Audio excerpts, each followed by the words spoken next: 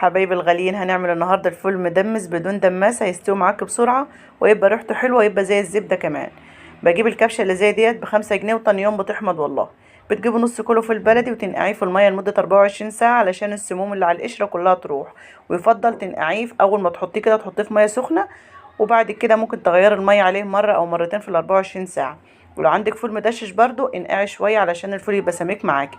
ما عندكيش فول مدشش وانت بتسوي الفول، في اخر نص ساعه هتضيفي عليه رغيف عيش بلدي، تحطيه في شويه ميه كده لما يبقى طري خالص، وبعد كده تضيفي لي الفول. ياخد اخر نص ساعه يبقى تخين معاكي برضو، وكل المطاعم بتعمل كده. المهم تاني يوم بتحط على الفول ميه مغليه بعد ما بتغسليه طبعا ميه النقع.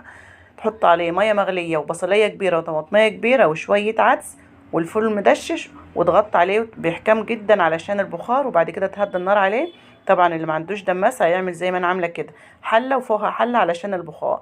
وبعد كده هتلاقي معاكي شويه فول والله